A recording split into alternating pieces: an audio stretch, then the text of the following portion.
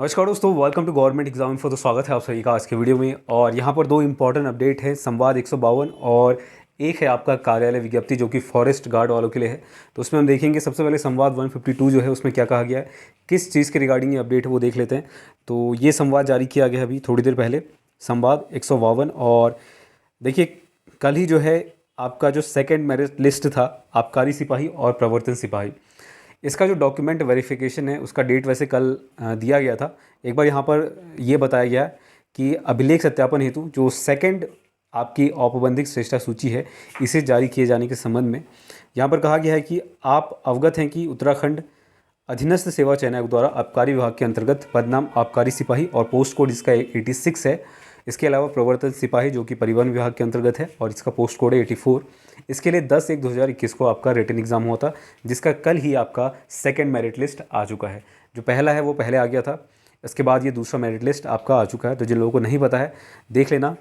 और इसमें तो बेसिकली ये आपका डॉक्यूमेंट वेरिफिकेशन के रिगार्डिंग है। और यहाँ पर कहा गया है कि लिखित परीक्षा के आधार पर आयोग द्वारा आबकारी सिपाही पोस्ट कोड 86 और 84 प्रवर्तन सिपाही के अभिलेख सत्यापन हेतु जो द्वितीय औपबंधिक श्रेष्ठता सूची है वो वेबसाइट पर प्रकाशित की गई है। और इसके लिए पद कोटों हेतु अभिलेख सत्यापन 17 सितंबर 2021 को होगा। दोनों का ही 2021 17 सितंबर को ही होगा। तो इसमें जो चयनित कैंडिडेट्स हैं, जितने भी इसमें सेलेक्टेड हैं, उनको अपने साथ, वैसे मैंने कल बता दिया था शॉर्ट में, लेकिन यहाँ पर दोबारा से बता देता हूँ, जो आपके मूल अभिलेख हैं, ठीक है, उसकी 100 प्रमाणित 2-2 प्रतियाँ आपको ले जानी हैं और जो ओरिजिनल है वो भी आपको ले जाना है। ठीक, तो ये ध्यान में रखना, समस्त वांछित मूल अभिलेखों की 100 प्रमाणित 2-2 प्रतियाँ अलग अलग और 6 पासपोर्ट आकार की फ़ोटोग्राफ आपको साथ में ले जाने होंगे। इसके अलावा एक 79 संवाद में जो प्रारूप दिया गया है, फॉर्मेट दिया गया, उस एप्लीकेशन को भर के भी आपको ले जाना पड़ता है, तो आप उसको चेक कर लेना। वैसे मैंने टेलीग्राम पर भी शेयर किया था उसको पहले। तो 17 सितंबर 2021 को 9:30 बजे आपको जो ऑफिस है UPSSC का कार्यालय जो है वहाँ पर आपको जाना पड़ेगा। ठीक, तो एक इंपॉर्टेंट अपडेट है, इसको देख लेना जो भी कैंडिडेट हैं, जो भी इसमें सेलेक्टेड हैं।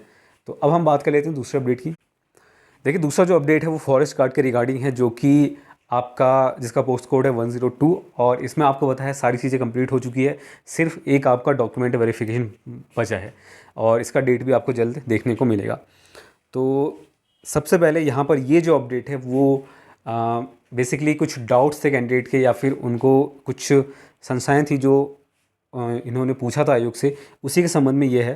3 ऐसे कैंडिडेट हैं जिन्होंने कुछ जानकारी मांगी थी, जिसमें पहले हैं श्री विनोद सिंह। इन्होंने कहा था, इनका जो आपत्ति है, ऑब्जेक्शन है, वो ये था कि वन आरक्षी पद की परीक्षा निर्धारित दौर में रेडियो चिप के पंजीकरण न होने व परीक्षा अवधि में दौड़ के संबंध स्पष्ट सूचना नहीं बताए जाने के कारण शायद परीक्षा के परिणाम के संबंध में शंका व्यक्त करना। दूसरे हैं आपके पंकज सिंह रावत। इनकी ओर से ये कहा गया था कि वन आरक्षी पद की परीक्षा में निर्धारित दौड़ अवधि 30 सेकंड देरी से पूर्ण करने तथा दौड़ किए जाने की समयावधि कम होने के कारण CCTV फुटेज चेक हेतु अनुरोध किया गया है। यानी कि इनको लगता है कि 30 सेकंड ज़्यादा नहीं हुए हैं, 4 घंटे में इन्होंने कंप्लीट किया, तो इसके लिए इन्होंने अनुरोध किया था। तीसरे हैं आपके, इन्होंने कहा था कि वन आरक्षी पद की जो परीक्षा है इसमें निर्धारित दौड़ को 17 लैब के आधार पर पूर्ण किया जाना और आयोग द्वारा की गई गणना से असहमत तथा दौड़ की CCTV रिकॉर्डिंग बताने हेतु अनुरोध किया गया। तो इनको भी ऐसा लगता है कि इन्होंने 17 लैब कंप्लीट किए हैं और इसी के लिए उन्होंने CCTV फुटेज के लिए रिक्वेस्ट की है। इसको लेकर जो आयोग ने यहाँ पर क्लैरिटी दी है वो यहाँ पर दिया गया है। जो पहला है कैंडिडेट, उनकी तरफ से अभ्यर्थी श्री विनोद सिंह जारी परिणाम के अनुरूप अहर्य घोषित हैं, अतः उनके संबंध में कोई टिप्पणी की आवश्यकता नहीं है। तो जो पहले कैंडिडेट है उनके लिए कोई प्रॉब्लम नहीं है। तो ये चीज़ है। देखिए, आपको अगर ऐसा कुछ है तो आप भी ऑब्जेक्शन लगा सकते हैं। ठीक है, अभी मैं बताता हूँ। इसमें क्रमांक 2 जो है आपका, इसमें बताया गया है कि जो 17 आपके लैब्स हैं वो समय से पूरे हैं, जबकि उन्हें 30 सेकंड अर्थात 40 घंटे और 30 सेकंड समय दिखाकर अनहर्य बताया गया है। ये दूसरा डाउट था। तीसरा है आपका, अभ्यर्थी श्री विनोद कुमार मिश्रा ने यह आपत्ति दी है कि उन्होंने 17 लैब पूरे करे पर दौड़ समय से पूरी कर ली, 17 लैब पूरे कर दौड़ समय से पूरी कर ली और परिणाम में 16 लैब ही दिखाए गए हैं, जो मैंने आपको बताया। तो जारी परिणाम के अनुरूप उन्होंने 3 घंटे 51 मिनट 14 सेकंड में 16 ही लैब पूरे किए। क्रमांक 2 और 3 की आपत्तियों के संबंध में स्पष्ट करना है कि आयोग द्वारा इस दौड़ को रेडियो फ्रिक्वेंसी आइडेंटिफिकेशन FRID तकनीक से कराया गया है, जिसे ट्रैक 2 के 2 छोरों पर जो 2 साइड्स हैं उस पर डिजिटल मैग्नेटिक एक मैट होता है, उस पर लगाया जाता है और उससे वो रिकॉर्ड होता है कि एक पर्टिकुलर लैब में एक कैंडिडेट ने जो उनके FRID लगा है उसमें कितना समय कैलकुलेट होता है, उस मैट से लगता है।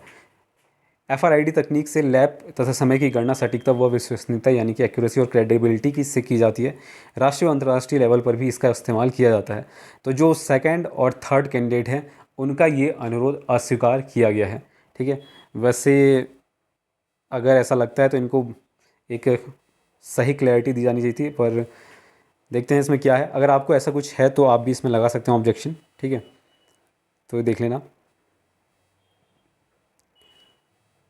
तो कुल मिला के यही अपडेट है फ़िलहाल अभी के लिए। तो बस आज के लिए इतना ही। कोई डाउट है तो नीचे कमेंट करके पूछ सकते हैं आप। तब तक के लिए धन्यवाद।